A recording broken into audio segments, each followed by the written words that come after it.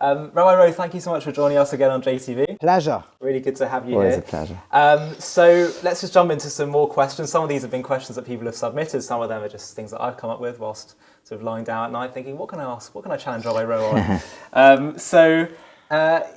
I learned actually when I was quite young that there are, and I was always quite fascinated by this, that in Jewish law there's three areas where one should rather give up their life than violate. So in most things, if someone's holding a gun to your head and saying, eat this slice of pork or whatever, you should do it. Judaism values life. But there are three things where actually giving up your life is considered something that you should do over violate. And the question is why. So I want to focus on one specific area of the three. So the three are killing someone else, murdering someone else, committing idolatry and practicing idolatry, and sexual immorality, such as committing adultery. So I just want to focus specifically on that because I find that a little bit challenging to understand, to say someone should rather give up their life than commit adultery or sexual immorality. Surely these are things that could be, as terrible as they are, potentially they could be mended. You would think at least better to do that than have yourself be killed. So how would you explain that? Well, there's a number of points here. One is do we need to understand every single obligation of the Torah? But let's try to work on this question of adultery because I think it is interesting and it raises a big question of what a person would be willing to die for. In other words, what is more important than life? Or what is life about? Because whatever it is that we think life is about and is so important and essential to life, or perhaps is more important than life, is what one ought to give up their life for. So, for example, not to kill to save your own life is not just a utilitarian question, because even if there's 5 of you and all 5 are going to die unless the 5 of you get together and kill somebody, you can't do it. So even though it involves 5 lives versus 1, because murdering is something that's so devastating or so dangerous for the world or so destructive. So it's clear that the Torah views the integrity of marriage, let's say, as something so sacred that violating it is devastating. And you'll notice all these things, your relationship with God, let's say not killing, that's a life. This is the relationship that produces life. Right? Idolatry is a violation of God, who's the source of life. So it's at that point of the beginning of life where, or the sacred nature of life, that we would give up our own life rather than violate.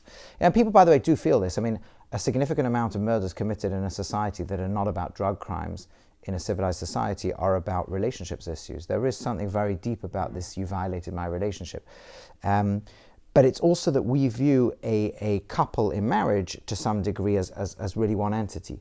So this notion that, especially around that sacred relationship that produces life, that life is, that we would give up a life rather than destroy that, I think absolutely is central to what the Torah is teaching us.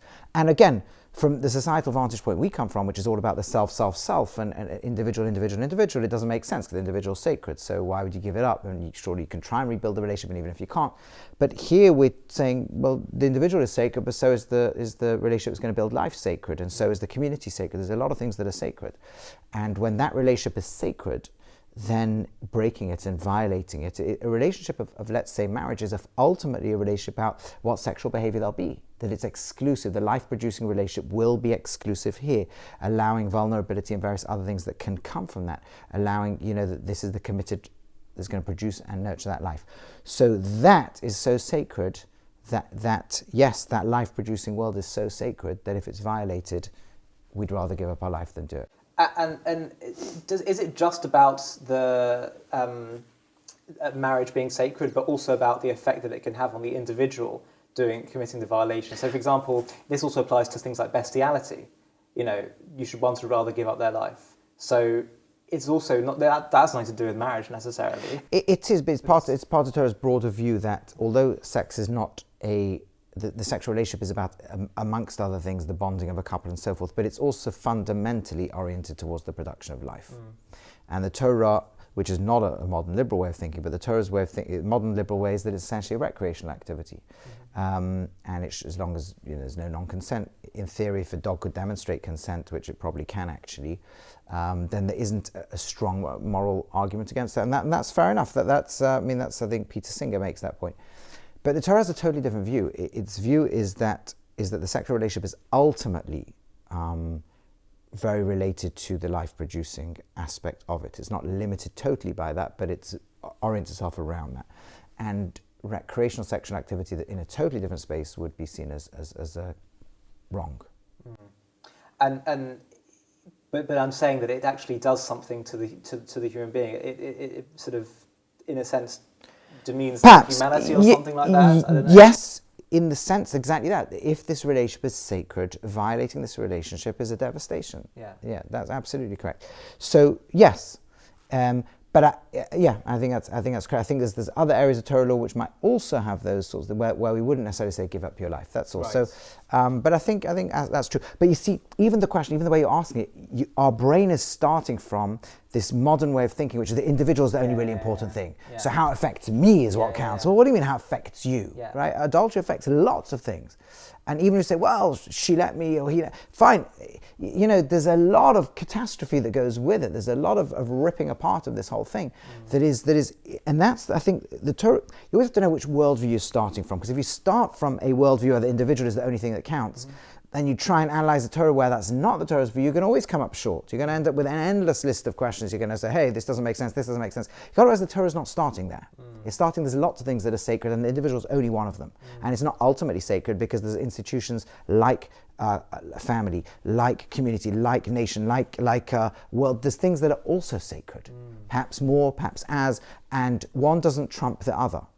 And therefore, those sorts of things are also fundamental. So you might also be correct, and there are sources that go down those routes, but you have to also come from the other perspective. And it's interesting how we just, you get lots of... We're in an individualist society. And that's right. So you get interpreters of the Torah like trying to do... Torah, of course, only about the individual. It's not only about the individual. It is about, but it's about so many other things as well.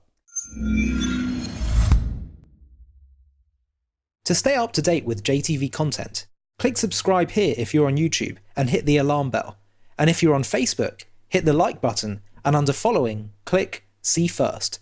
If you enjoy watching JTV content and want to help us continue to grow, please consider making a donation to us by clicking here.